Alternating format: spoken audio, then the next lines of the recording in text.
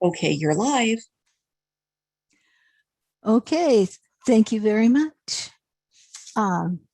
Welcome to the April 19th, 2021 City of Scottsdale Audit Committee meeting. I want to welcome everyone who is joining us online today. This meeting, which is being held virtually, is also being broadcast on the city's YouTube channel for the public to be able to listen to our meeting. Also, as noted on our posted meeting agenda, written and spoken comments can be submitted using the links provided on the agenda. Spoken comments are allowed on the agenda items. Written comments may address agendized or non-agendized matters.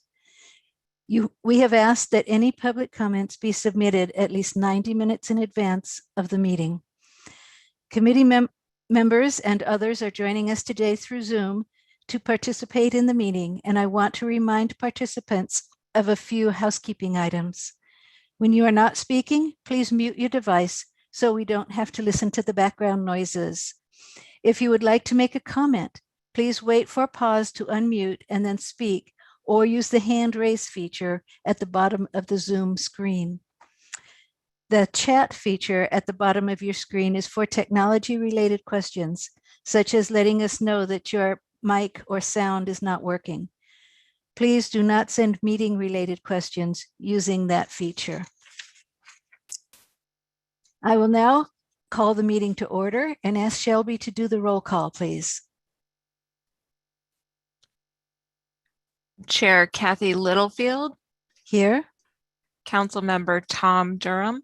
Here. Councilwoman Solange Whitehead. Here. Thank you. Public comment. I will ask Sharon if any written comments or requests for spoken comments have been submitted. This is Sharon. No, we did not receive requests for written or spoken comment. Thank you. We'll move on then to item number 1, the approval of the minutes. Audit Committee members, do you have any corrections, or may I have a motion for approval of the regular minute meetings of February 22nd, 2021? So moved. Second. Shelby, would you please take the roll call vote? Chair Littlefield. Yes. Councilmember Durham. Yes. Councilwoman Whitehead. Sorry, I'm having trouble with my, yes, I think I have another way to mute and unmute. Go ahead. Thank you. Thanks. Okay.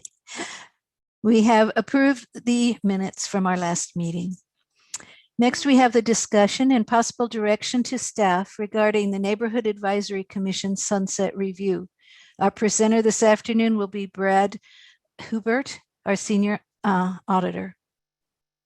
Thank you very much, Chair Littlefield and members of the Audit Committee.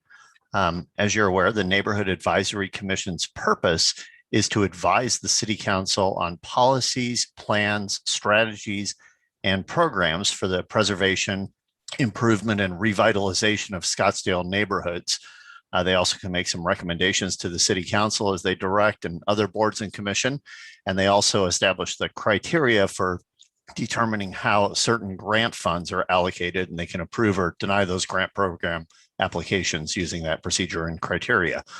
We've attached for you guys the Neighborhood Advisory Commission's most recent annual report for calendar year 2020, along with some supplementary information. And we've also attached their 2 prior annual reports for 2019 and 2018. So members of the Audit Committee, your mission today, should you choose to accept it, is to evaluate whether or not the board or commission being reviewed is serving its intended purpose, whether the board or commission purpose should be maintained or modified, and whether the purpose has been served or is no longer required. And specifically, the Audit Committee is to recommend to the City Council whether to continue or to terminate the board and commission. And joining us today, if you have questions regarding this, is the staff liaison, Principal Planner Adam Urone, who can speak to any issues you may have. Thank you. Thank you very much. Would the Commission's representative like to make a comment at this time? Chair Littlefield, members of the Audit Committee. Thank you for the opportunity. I don't have any comments to add at this time, but I'm happy to make myself available to answer any questions you might have. Thank you so much. Okay. Do the Audit Committee members have any questions or comments? This is Councilwoman Whitehead. Just thank you. I'm very pleased with what you all are doing, and I would make a motion to continue the Neighborhood Advisory Commission. Do I have a second? I'll second that. Okay. Hmm? I was about to second, but I was on mute. I know the feeling. Okay. Well, we have a motion and a second to continue the commission. Shelby, could you take a roll call vote, please? Sure. Chair Littlefield, Yes.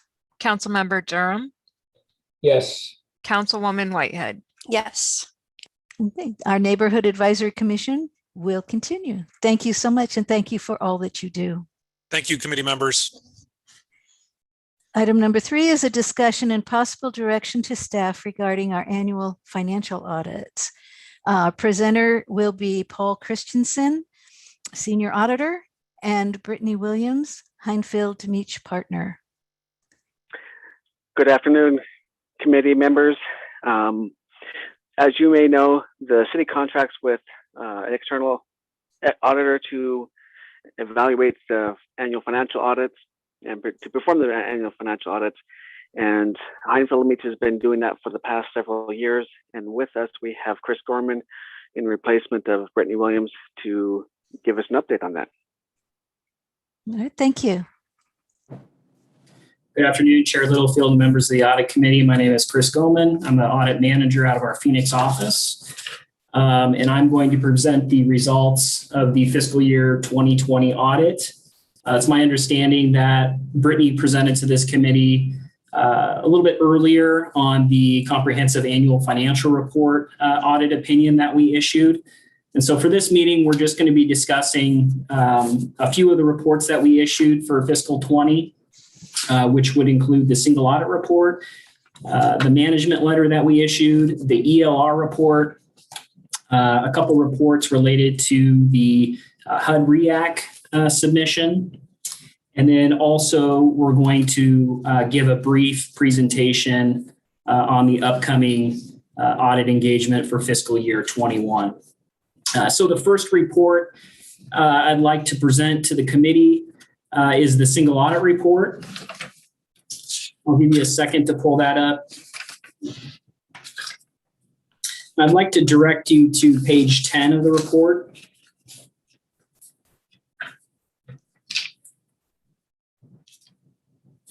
Okay, so page 10 is essentially a summary of all those pages preceding it. It gives you a kind of a summary of the results of the single audit, which is our audit of federal expenditures. And also it gives you a summary of the results of our Yellow Book audit, which is our review of internal control of our financial reporting. So that first section of page 10 is the financial statements. And as you can see, we did not identify any significant deficiencies or material weaknesses over financial reporting. And also we did not note any non-compliance as material to the financial statements. The second section is the federal reward section. You see there that we did identify a significant deficiency, which we'll discuss in just a moment. And we did not identify any material weaknesses of internal control over compliance. We did not modify our opinion with respect to any of the major programs or any of the direct and material compliance requirements. And we did have non-compliance that we reported related to the housing voucher cluster.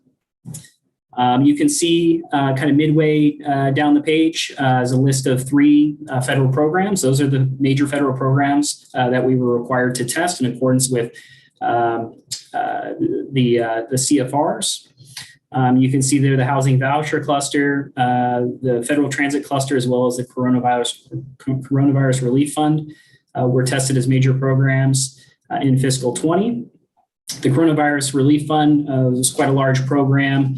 You might remember this was passed through the governor's office to stabilize some of the state and local government budgets as a result of the pandemic. And the city spent approximately $17 million during fiscal year 20. So we did include that in our single audit. So overall, we had approximately 81% coverage of federal expenditures in our audit. So taking you to the next page, page 11, this is the one finding that we did identify in our single audit, which was over the housing voucher cluster. It was both non-compliance and there was a significant deficiency over internal controls, and specifically the compliance requirement of eligibility, which was direct and material to the grant. And so one of the things that the compliance supplement asked auditors to do is go through a sample of tenant files to ensure that the eligibility guidelines are appropriately applied to new tenants of the program. And one of the tenets of the program is providing affordable housing to residents of the city. And the federal government considers affordable to be approximately or exactly no more than 40% of the family's monthly adjusted income. And so when we were going through our sample of 40 tenant files, we noted that there was one of 40 that had a total tenant payment of $556, which exceeded the calculated maximum of $365, which equated to approximately 61% of the family's monthly adjusted income. You can see there that the cause we identified was a result of it being kind of a unique situation where the family was a mixed family. So there were family members who were not citizens, and so the federal government requires a proration. And so we believe that the error was attributed to that. You can see on page 13, management has provided a response to the finding and their corrective action. It's a very comprehensive response, and I believe it will be effective if appropriately implemented, which I do have confidence that it will be implemented. So you can see there's some automated controls that they plan on putting into place on top of automated system controls for checking the 40% rule. There's going to be a manual recalculation and training as well for the housing specialists in that department. The next report that I'd like to discuss with the committee is the management letter. Give you a second to pull that up. So the management letter, these are essentially immaterial items that don't rise to the level of reporting in the single audit reporting package. But we feel like these are noteworthy items that should be addressed by management. There's a few findings here that we had on page. If you go to page 2 of the management letter, you can see, one of the things that we do during our preliminary visit is we test controls, and one of the things that we look at is cash receipts, and we try to rotate our review of cash receipts, different systems every year. And this year we looked at Inova and ActiveNet systems. And when we were looking at ActiveNet, we noticed that there were some voided receipts that didn't have supervisor approval for those transactions. So, this is kind of a finding that we have had for a few fiscal years now. I think it was a couple years ago, management implemented some additional controls, some additional training and additional policies. And I think that's helped, but we're still seeing, instances of non-compliance in our samples. So I just wanted to continue to bring that to your attention. Also, for the housing voucher cluster, there's quite a few reports that are submitted to HUD on an annual as well as a monthly basis. We noted specifically the HUD 52681 report. We didn't note any errors. However, we did note that there was no review for clerical accuracy of that report. It's just, again, an error didn't happen, but it's just a good practice to make sure that there's a second review, just to make sure that the units leased and the HAP expenses reported to HUD are properly stated, because that is a fairly critical report. The next one is the estimate for allowance for doubtful accounts. We put in here that the city should consider updating the methodology for estimating allowances. Really that's a result of the current economic conditions as a result of the pandemic. The city's policy is to take a 5-year average of write-offs. And obviously that doesn't really account for current economic conditions. And so the city saw a more than 100% increase in non-current accounts, which approximated about 1.2 million at fiscal year end for utilities. And so we recommend that the city take a look at that estimate. Again, not material to the financial statements, but it's one of those things that should be evaluated on an annual basis.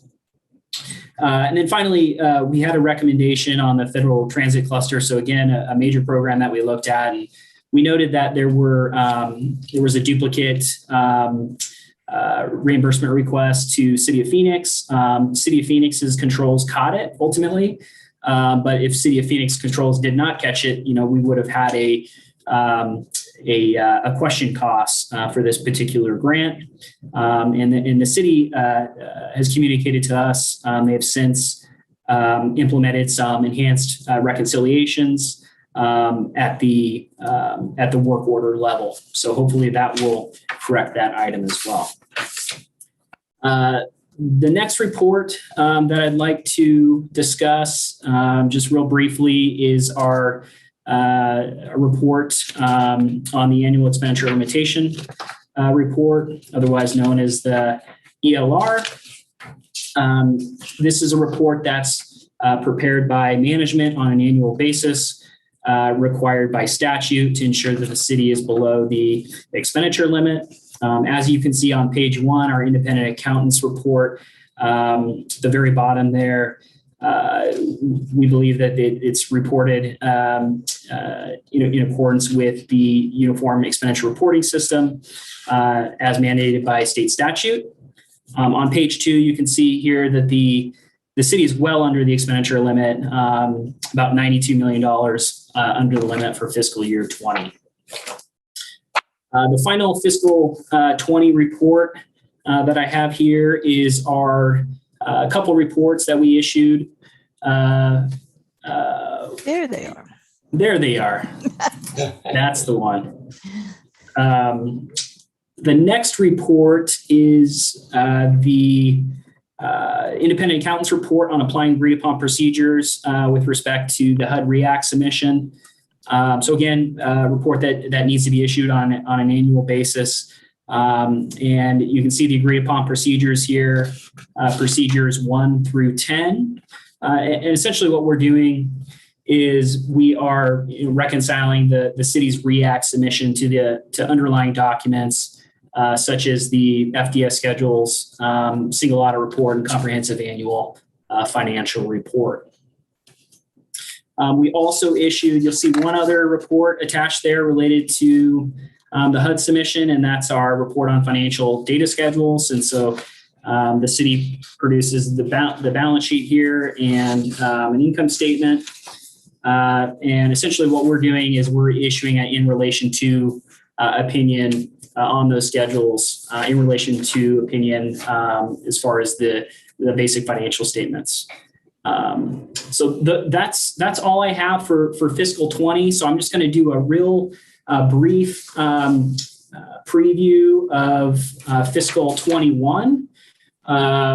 So looking at the engagement letter, which is also in the agenda, you can see here the under audit scope and objectives, and then following on page 2, the procedures that we will be performing. So essentially the same procedures that we performed for fiscal year 20. So we'll have the audit of the city's financial statements, including the component units, which include the city's community facility districts, as well as the MPC and the SPA.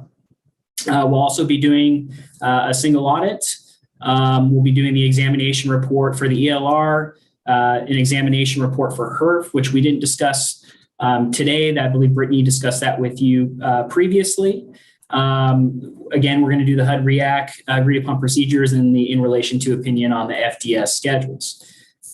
So with respect to field work, we do have a timeline in place. We have preliminary field work scheduled for June 7th through the 11th. Preliminary field work will be primarily tests of internal control over financial reporting, since the city's general ledger will not, not be finalized at that point in time. We'll also be doing our single audit test work, looking at both compliance and internal control over compliance.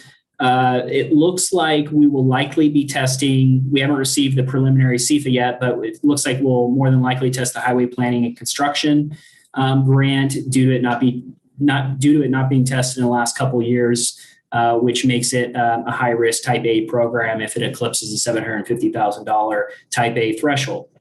And then we'll likely have to supplement that with coronavirus relief fund, which I believe the city has between $10 and $12 million that they were planning on spending in fiscal year 21.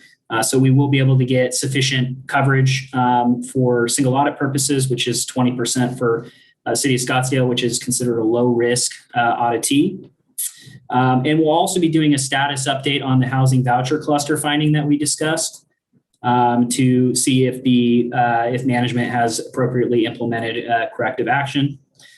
And then our next visit will be August 23rd through the 27th. We'll be focusing on the component units there. And then finally, 2 weeks of final field work during the weeks of September 13th through September 24th. And so at that visit, we'll just be testing financial statement balances and activity and kind of wrapping up any outstanding items for preliminary field work. As far as kind of unique things that might be happening in fiscal 21, I know that the city is working on early implementing accounting pronouncement, GASB 96, which is called the SPITA standard. Subscription-based information technology arrangements, which is essentially applying the lease framework, which was implemented in 20 to software as a service, as well as hardware and network, if applicable. So I know that accounting has been working really hard on early implementing that. And so we'll get an opportunity to look at that standard to make sure it was appropriately implemented. And then, we'll continue to kind of supplement some of our traditional audit approaches with some of our data analytics and data mining. And specifically this year, I think we're going to start doing a little bit of text mining on the general ledger and possibly some of the subsidiary cash receiving systems as well. So that concludes my presentation. I'm happy to take any questions that the audit committee may have. Thank you so much. Do I have any questions from the audit committee members?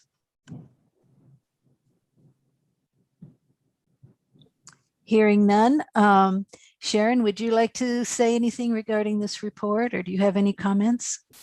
This is primarily wrapping up the financial audit that was delayed by waiting for some federal guidance. And so we do have a requested motion there on the screen that we would like the audit committee to recommend to the city council to accept those remaining reports. And then, as Chris mentioned, they're getting ready to roll right into the next audit. So I think this year, with the delay from federal guidance for last year, it's going to seem like the never-ending audit. But we would ask that the audit committee recommend the council accept the reports. Thank you, ma'am. Okay, well, Thank this you. is Councilwoman Whitehead. Okay. I want to thank Chris for the work, and yeah, I'll make a motion to recommend to the city council to accept the remaining reports submitted for the FY 2019-20 financial audit. Do I have a second, please? Second, Okay. Shelby, would you please take a roll call vote? Chair Littlefield, Yes. Councilmember Durham, yes. Councilwoman Whitehead. Yes. And thank you very much for your presentation, sir. Okay, we will move on to item number 4, Discussion and possible direction to staff regarding report number 2103, Biennial Certified Audit of LUA, IIP, and Development Impact Fees. Presenter is Kyla Anderson, Senior Auditor, and Kevin Burnett, Wildan Financial Services. Thank you. Thank you, Chair Littlefield and Audit Committee members. I am Kyla Anderson. I'm going to be giving you a brief background on this audit, and then our contractor, Kevin Burnett, he's going to present the results of the audit. And after that presentation, Brian Biesmeyer and Gina Kirkland will also be available for any questions that you might have for any of us. Next, Shelby. To comply with the new state law in 2011, Scottsdale Water opted for a biennial certified audit of its land use assumptions, infrastructure improvement plan, and development fees. Next. And one more. State law does not allow our office to conduct this audit. Therefore, we contracted with Wildan Financial Services to do the work. Next, and as part of the state law, we are required to post the report on our website and conduct a public hearing. It was posted first on April 9th for this meeting, and we are scheduled to have the public hearing on May 18th City Council meeting. And I will turn it over to Kevin. Great, thanks, Kyla. Next. Next. So the city's development impact fees are allowed under Arizona state statutes. Specifically, it's Arizona Revised Statutes 946305. And that governs what you can and cannot do with your development impact fees, as well as how they have to be developed. So they must be based on your land use assumptions, which is effectively a projection of what your development is going to be, and also an infrastructure improvement plan, which is basically your capital improvement program or what you intend to spend the development fees on. Next. So Wildan Financial Services, as Kyla said, was hired to do the audit. So we looked at the land use assumptions that were prepared by the city back in 2017, the infrastructure improvement plan, which was prepared by CH2M Hill in November of 2017, and then the development fee report, which identified the fees themselves, which was prepared by Confluence Consulting and Raftellus in 2018. So we looked at all of those, and then we also looked at the development impact fees, revenues and expenditures for the city between July 1st, 2018 and June 30th, 2020. So the first 2 years of the 10-year study period or 15-year study period that was looked at as part of the study. And as Kyla said, the audit was completed earlier this year. So next. So the audit objectives. So as I mentioned, we did an audit. So what we looked at were the land use assumptions. So we wanted to know, was the development consistent with the capital needs? So basically, if you were only going to be adding 10 new connections to the water and or sewer system, were you going to be doubling the plant? That would be an inconsistency there. Was the system expanded to accommodate new growth? So you can only spend the development impact fees on growth related projects. You can't use it to fix any current deficiencies or do any repair and maintenance projects. Number 3, the expenditures were the expenditures made on eligible items. So if you were collecting a water development impact fees, were you using that to fund water related projects as opposed to using it to fund police related projects or fire related projects? The level of service. So has the city maintained the same level of service for new growth? So if you were to upgrade the wastewater treatment plant to a new treatment standard, was that cost being shared by both the existing users as well as new growth, as opposed to putting that cost fully on new development coming into the system? And then the 5th one was, were the fees charged correctly? So if a developer came in and they purchased a 1-inch meter, were they charged the development impact fee for a 1-inch meter, or were they accidentally charged for a 4-inch meter? Next. So as we went through the audit, we reviewed the land use assumptions and we identified minor differences between what was projected and what was actual. Bearing in mind that when the study was done, it was based on the best available information at the time, and it was based on assumptions. They were the best available assumptions at the time, but at the same time, they were assumptions nonetheless. And there's always going to be a disconnect between assumptions and actual. So at this point in time, the projections fell a little bit, or the actual fell a little bit short of what the projections were. But again, bear in mind, this is just the first 2 years of the entire study period that was looked at. So we don't have any concerns there. A review of the infrastructure improvement plan. Some of the projects were completed, some had not yet been undertaken, and some had been started but not yet completed.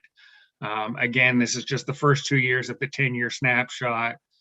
So the projects that were identified over that full 10-year horizon, not in individual years. A review of the expenditures. So all of the expenditures that were made during that 2-year period were on development impact fee related projects. They were on the growth related component of the different projects. Next. Our level of service review, we found appropriate matching of new development and available resources. And the permit sampling, the fees were correctly charged based on the development. We didn't find any inequities in implementing the plan or assessing the fees. Next. So our conclusion is that the city's development impact fee program was consistent with and in compliance with the ARS 946305 as it was supposed to be. So with that, I will answer any questions that you happen to have for me. Thank you so much. Do we have any questions for Mr. Burnett or for Kyla Anderson? Yeah, I do. This is Councilwoman Whitehead. So when I looked at this, I see that you're making sure, and I realize that we're staying within state law, so we're not overcharging, we're not spending on the wrong items. But my question, and I don't know if it's appropriate in this audit, is are we undercharging? Are we making, is there some accountability, and maybe it's not this audit, where we find out true costs of infrastructure improvements caused by new growth, and was it covered by the fees that we're charging? Is there, I mean, I'm not sure that I saw that. And you mentioned that the actual numbers fell short of projections. That tells me we might, and I know it's just 2 out of 10 years, but are we not charging enough is my question. And it looks like Brian has his hand up. We'll let him answer that. Yes. Chair Littlefield and committee members and Councilwoman Whitehead. What we do to verify that is we accelerate the time that we come back and look and reassess our rates. So you'll see, actually this audit will hit council about the same time we're updating our new LUA and IIP, and then ultimately it's a process we go through. It'll update our impact fees, and that's where we'll adjust those accordingly. And so you will see some changes in our impact fees as we come back to council again this year to update our impact fees. So I think that's where you'll see the catch that you're talking about. Are we charging enough? That makes sense. Thank you. Thank you. Are there any other questions? Hearing none. Shelby, can you advance the slide? Sorry. Okay, so we have a requested action on this, requesting you accept report 2103, biennial certified audit of the LUA, IIP, and development fees, and recommend proceeding with the public hearing within the 60-day period. Yes, that's what I was going to say. May I have a motion to accept the report number 2103? Sure, I motion to accept the report 2103. Do I have a second? Second. And if I may, Tom Durham. This is Sharon, if I may, and if that motion would please include recommending proceeding with the public hearing, we would appreciate that. Let me start over. I make a motion to accept report 2103, biennial certified audit of LUA, IIP, and development fees, and recommend proceeding with the public hearing within a 60-day period. Do I have a second to that Second. amended? Very good. Shelby, would you take a roll call vote?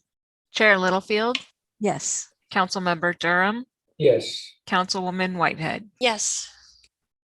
And I would just like to add congratulations, Brian. That's a very clean audit. Thank you. Thank you. Moving on to item number 5. Discussion and possible directions to staff regarding audit number 2107, fire stations construction contracts. Our presenter this afternoon will be Leigh Clough, Senior Auditor. Thank you.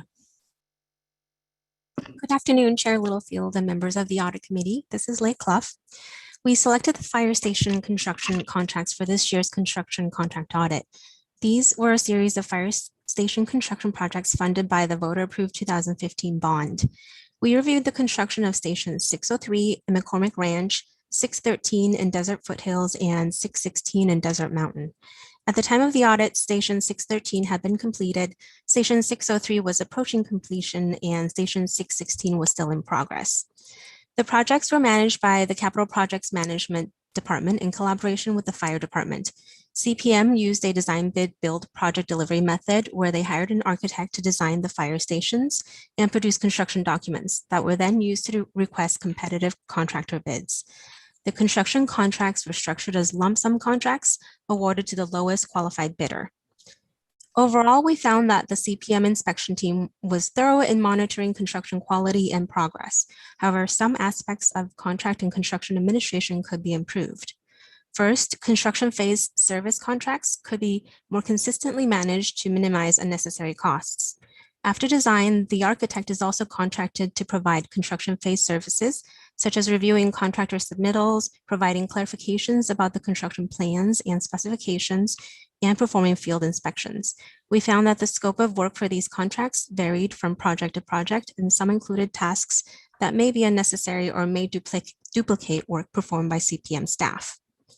These construction phase services were typically added on to the design contract as change orders, but city manager approval was not obtained as required by procurement code.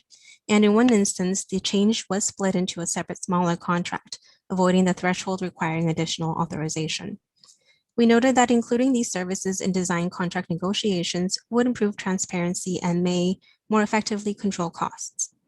Second, the audit found that updated and more complete policies and procedures would help ensure contract terms are consistently applied.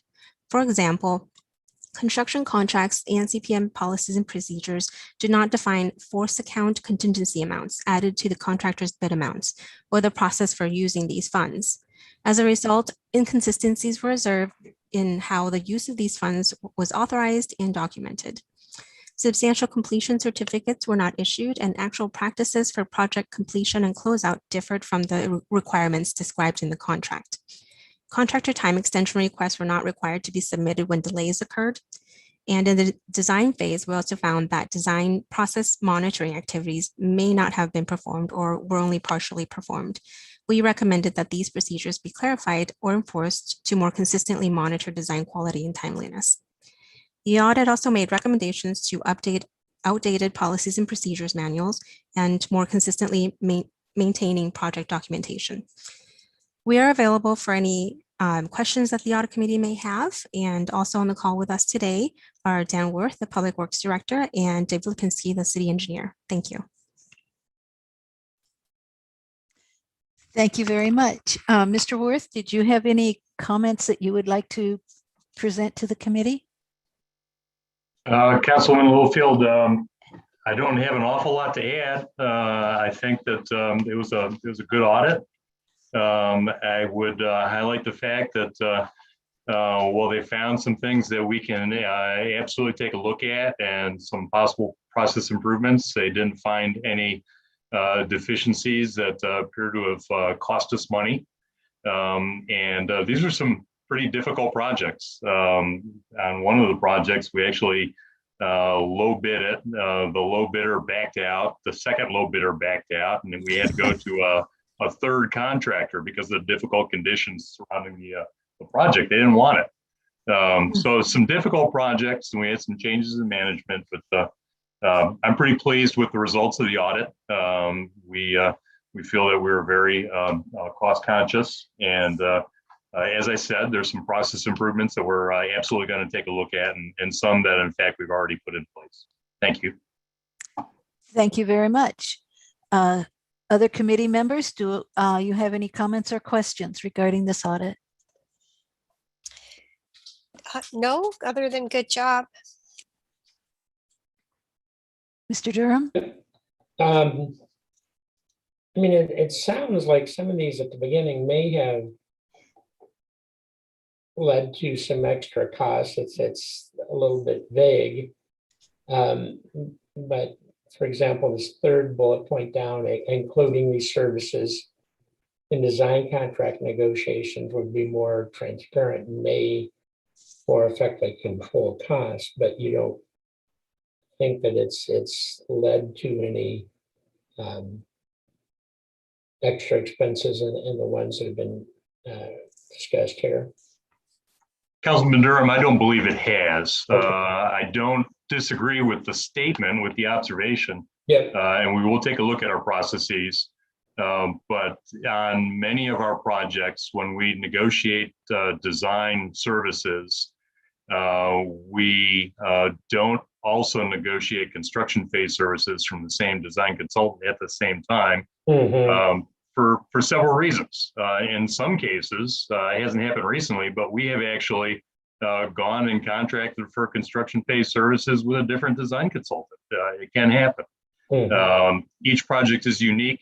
Each project has different demands that we may or may not need help with from the design consultant during the construction phase.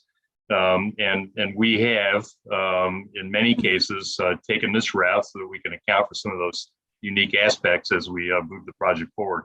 But again, if there's an opportunity where we could streamline the process and avoid potentially redundant services, we'll do that. We'll take a hard look at that and adjust accordingly.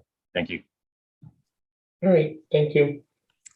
I just have to say contract administration seems to be an area where a number of departments have problems, and it might be beneficial to the city and to each department to put together some sort of a committee or just get together and meet in a couple of meetings and see if they can troubleshoot the particular areas which consistently have problems, and maybe work through some of those and find new ways of doing things and new strategies that might be able to fix some of these issues before they happen. I know every contract is different, especially with yours, Mr. Worth, because you're doing so many different things on so many different levels, but it might be that we could find some similarities where the city itself could take action and say, maybe if we work on it in this manner, that some of these things could be fixed before the problems occur. So that's the only thing I had thought about it. Any other comments or questions? And if not, then I will ask for a roll call vote. Motion to accept audit number 2107, fire stations construction contracts as submitted. So moved. A second? Second. Okay, Shelby, please take a roll call vote. Chair Littlefield, Yes. Councilmember Durham, Yes. Councilwoman Whitehead. Yes. Thank you very much. Motion passes unanimously. On item number 6, the third quarter fiscal year 2021 follow-up on the status of our audit recommendations. Our presenter will be Sharon Walker, our City Auditor. Sharon? For this quarter's update on the audit follow-ups, I did want to just briefly highlight that, as you can notice in the bar that's to the far right of the graphic, there was a significant jump this quarter in implementation of audit recommendations. And so along with that, there was a little bit of a decline in the partly implemented and a little bit of a decline in the in progress because so many more moved into the implemented category. And I just wanted to highlight the fact that most of that improvement was attributable to the ActiveNet audit, which was a May 2019 audit, the Police Technology Services audit, which was, I think it was August of 2020, a more recent audit, and then the warehouse audit that was October of 2019. So significant improvement, and those 3 audits particularly contributed to that. So with that, I would be happy to take any questions. This is just a quarterly update. Our actual formal report will be for the June meeting. It looks good. It looks very good. And thank you for that. Any comments or questions from the committee? Hearing none. I don't believe this requires a vote of any kind, so we can move on to item number 7, Audit Committee Sunset Review Process and Draft Schedule for 21-22 through 23-24. Again, our presenter is Sharon Walker, our City Auditor. Sharon? So since the Audit Committee has been charged with doing the sunset reviews of the boards and commissions, and we have set those on a 3-year schedule. So it's time to take a look at setting the schedule for the next 3-year period. And I also wanted to give the Audit Committee an opportunity to take a look at, on the left side of the screen, is the process that we've been following. What I've highlighted in yellow for 2G is I thought that it might be helpful if I added a little bit of clarification that if the Audit Committee did want to make any kind of recommendation related to modifying a board or commission's purpose, that would be basically providing direction to staff, because the staff that supports that board or commission would need to consult with the attorney's office and work on drafting an ordinance if there was going to be a change to the purpose of or any other aspect of the board or commission that the Audit Committee may want to propose. So I thought that might be a good clarification just for the Audit Committee in terms of how the process overall works. On the right side of your screen, those boards and commissions are basically scheduled in the same order they have been for this current 3-year period. I have added the Veterans Advisory Commission in fiscal year 22-23 in April of 2023. That is a new commission since this process began. So they've been added. So I would be happy to answer any questions about this, or I would also like to have the Audit Committee formally accept this, have a motion to accept the process and the schedule if it's acceptable, or if you would like to ask for any changes, I can bring those back to the June meeting. Okay, do we have any questions or comments from the commission? Or from the committee? I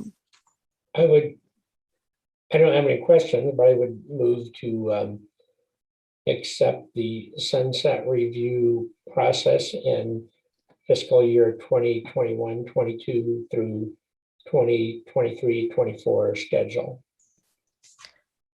I'll second that. Okay. We have a motion and a second. Shelby, could you take a roll call vote? Chair Littlefield, Yes. Councilmember Durham, Yes. Councilwoman Whitehead. Yes. Thank you very much. Motion has been approved and our revised code has been approved. Thank you. Moving on to Audit Committee Sunset Review Process and Draft. Madam Chair, No. that's what we just did. I'm sorry, I made notes on the wrong number. City Auditor updates, including status. Yes, so the page on the left side, the kind of rust colored line on the audit schedule shows where we're at to date. The items above the, I guess it looks gray, between the rest and the gray lines, those are the items that we expect to complete in time for the June Audit Committee meeting. And then the few items that are down below that gray line are some things that we've gotten started on to some degree that we do not think will get finished this fiscal year, that will roll over into the next year's audit plan. And you'll notice item 30 among that is the school district bond project audit that we have added based on the council's approval of that audit contract. A couple of the ones that I really thought we would finish this year, number 31 and number 32, both of those have been delayed for various reasons. And I think I've mentioned before, for the crime reporting statistics, they've just finished a process of changing to a new reporting system. And so we're going to give that a little bit of time for them to work in that new system. And then sometime this fall, probably around August is what I'm estimating, but sometime this fall, we'll start taking a look at that. And then item 32, which is the every 3 years, the city auditor's office gets an external review, and the association is not currently doing those reviews because of the pandemic, but they are expecting to start those again sometime later this year, or hopefully by early next year. So then the graphic on the right shows where we're at then in more of a graphical view. The red line shows where we're actually at in terms of production. The blue line shows what I have projected. And then the pastel lines show where we typically fall in the last few years. And so as you can see, I planned a little bit optimistically, and we're somewhere between optimism and realism of the past 3 or 4 years. So I guess that's a good place to be. I did want to comment, because I got some questions internally as folks were looking at this for me. The reason why April is flat with March is because actually our 2 audit reports that we completed for this meeting, we finished just before the end of March. So they're dated in March, but they're at this meeting. So that's why April shows no progress. We just haven't, it was just timing. Okay. So with that, I would be happy to take any questions that you might have about our status of our audit plan. We have any questions? Well, hi, this is Councilwoman Whitehead. So we had talked, you and I had talked about 2 other audits. Should that be on the next item? Yes. Okay, Yes. that's fine. Okay, thank you. I think we can move on. So what I wanted to show you first is we do have at the top quarter of the page, we do have a few audits that we do every year for various reasons, either risk-based reasons like doing an IT audit and a construction contract every year, or for statutory reasons, such as managing the financial audit contract and looking at E-Verify compliance. So we have a variety of reasons why those first 6 items are pretty much on our audit plan from year to year. Mm-hmm. The second segment are those projects that we started this year but did not get finished. So that's items 7 through 11, is that we need to get those items finished up. And then the section that's labeled additional audits generally will have, I guess I should have corrected my wording there, generally will have about 15 audits on the audit plan. And then we usually have a couple of audits labeled contingency audits, that if for some reason a planned audit can't be completed, or if we happen to get everything done early, we always have a couple of contingency items on our audit plan. So I wanted to give you an idea of how many audits we're looking at, kind of filling in from our audit topics list. Over on the right column across from number 12, you'll see that I would like to include the purchasing card controls, which was contingency this year, but we didn't get it started. I would like to include that for next year, because the city is currently going through a process of changing to a new purchasing card system. My office is actually one of the ones that are on the new system, but there are still other areas of the city that are using the previous purchasing card system. And so once that transition is completed, we do need to take a look at the new system and what the controls are. So Shelby, if you'll click to the next. So this screen shows you the list that I had attached. Is this the right list? This does not look like the right list.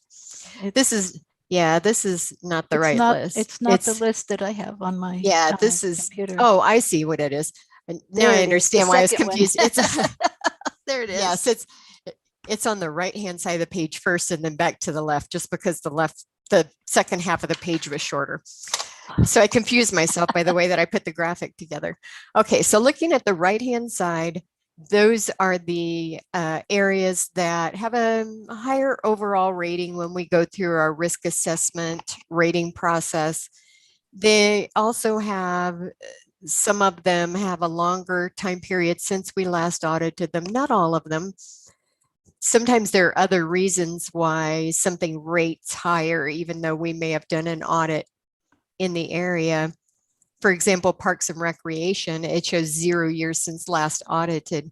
So we've just done an audit related to Parks and Rec, and I'm drawing a blank on the name of it right now, but some of these areas are quite large departments. And so what we're proposing for potential audits are different areas that we have not looked at in a while, or have not ever looked at actually. And then the third column is we rate over a number of areas. We rate over 4 different areas. And so an area that has 3 higher risk areas out of 4 rises to the top of the list. So with that explanation of kind of how this list is put together, what I primarily wanted to give you an opportunity to do with this agenda attachment was just look through some of these potential. These are not the only areas in a given department that we might look at. These are just some of the areas that we think are possible audit topics. And so this is just potential topics. We'll come back in June with a proposed audit plan, but I wanted to use this meeting to give you an opportunity to express your areas of interest or what your thoughts are in terms of the areas that we can include in that 4 or 5 audits we can add to the audit schedule for next year. And with that, I am finished, and I'm happy to listen to any input, feedback that the audit committee may have. Okay, thank you, Sharon. As usual, you're very complete and very precise. And I had a number of thoughts on some of these things. Primarily, I think we should look at the ones that we haven't audited recently. That would be one clue.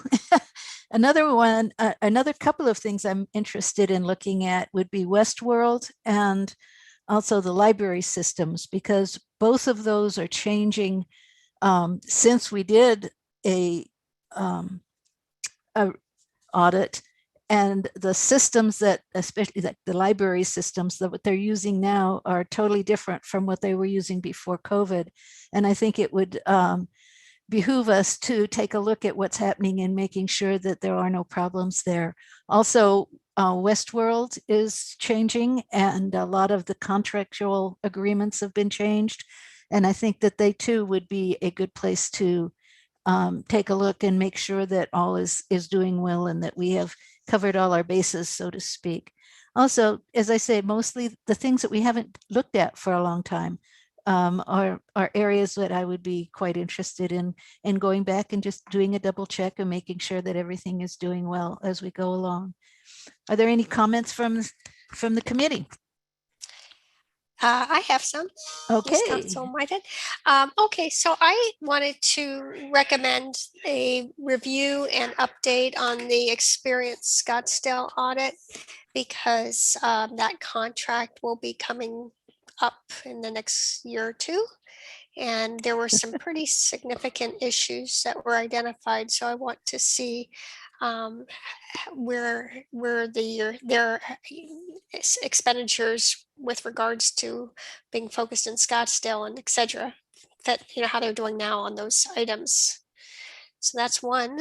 And number two, this is sort of a money issue. I don't think the audit, your audit department has done anything like this, but we have a lot of public facilities that are rented for private use, which is fine sometimes with the balance because, for instance, our parks, are multi-million dollars worth of public land. And so my question is, or our swimming pools, is to audit the amount of time that our public amenities are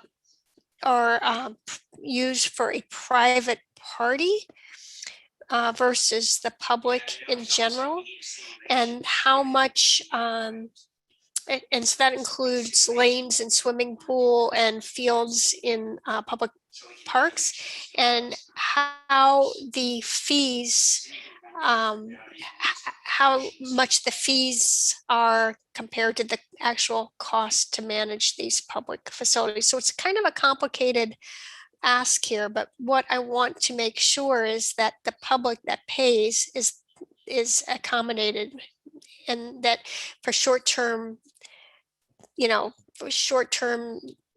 cash, we're not privatizing a public amenity. So that's what and I've spoken to parks about this, so they know what I'm interested in. Okay. Mr. Durham? Two that sort of jumped out at me are, the first was on risk management, because that hasn't been audited for 7 years. Mm-hmm. And the second one was the city clerk's office and records management, because I would assume that over the last 10 years, there's been enormous changes in the mechanics and logistics of record management, and in addition to the science and technology behind it. So that one seemed to jump out at me. Yeah, I looked at that one too. And primarily just to have our new city clerk start off with a clean audit would be very good. Yes, So, exactly. yeah. Mhm. Okay. Sharon, does that give you what you needed? Can I jump in one more time? Sorry.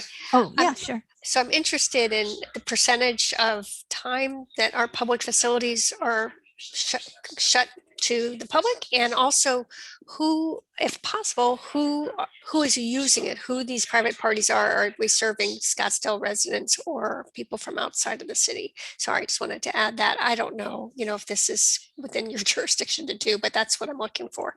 Thank you. And in regard to that, both looking at the fees compared to the cost, we have done that in previous audits of various areas of the city that charge fees. So we certainly can do that. And then in terms of public-private use and closures, the registration information, the reservation information should all show us that. So both of those kind of related topics sound very doable to me. Okay, great. Thank you so much. I think our public needs to know, because I do get questions. Yes, so do we all. Okay. Sharon, does that give you what you need to get a start on all this? That certainly gives me plenty to start working on. And I would also let you know that feel free to send me an email or give me a call if other things come to mind over the next couple of months. And what I plan to do then is put together a proposed audit plan for 21-22, kind of balancing out some of the things that we need to get done, and then some of these other topics. So I will come back to you in June with what I believe that we can do with the resources that we have. Okay, I'd like to add one more thing. I forgot to write it down as I look at it, is victim services.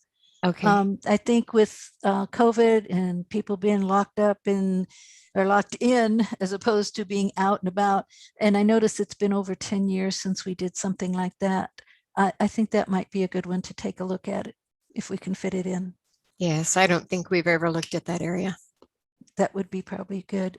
I know I've worked on the committee with domestic violence and victim services, and I think that might be something that would be very interesting. Thank you. Okay, thank you. I appreciate all of the input and suggestions. So Okay. that is what we needed for that item. Okay. At this point, I'm going to turn the committee meeting over to you, Sharon. Members of the committee, I would welcome you making any nominations that you might have for the audit committee chair. With the new members of the committee, Chair Littlefield suggested that it would be a good time to make sure that we open up the position to nominations, and so I'm happy to take any that you might have. Sure, I'll nominate Chair Littlefield. I'll second the motion. Are there Thank any other nominations? I'd be honored to serve. Thank you. Hearing no other nominations, Shelby, if you want to do a roll call vote. Chair Littlefield, Yes. Councilmember Durham, Yes. Councilwoman Whitehead. Yes. Thank you very much. I appreciate your confidence. And that will start on the next meeting, I believe, that will take effect. Yes, and Shelby, if you want to go ahead and move to the next slide. Thank you. For the, I'll just briefly touch on the items for the next meeting where we have the library board sunset review that will be scheduled for the June meeting. We're expecting to have audit reports for the contracted network security audit we've just been wrapping up, for the housing rehab and repair programs audit. And then I'll give you a couple of annual audit reports, the annual follow-up on audit recommendations, and then annual integrity line report. And then, as I said, we will bring back the proposed 21-22 audit plan for you to review and decide if you want to recommend that to council or want to have any adjustments. And then we'll just close out the current year's audit plan. So that is the tentative agenda. And if any audit committee members have other items that they would like to have added to the agenda, please feel free to reach out and let me know. Okay, are there any questions regarding this upcoming agenda? Potential agenda? No, I don't think so. Okay, I think at this point in time, our business for today's meeting is completed. May I have a motion and a second to adjourn? So moved. Second. We are adjourned. Thank you. Thank you. Thank you. Thank you all.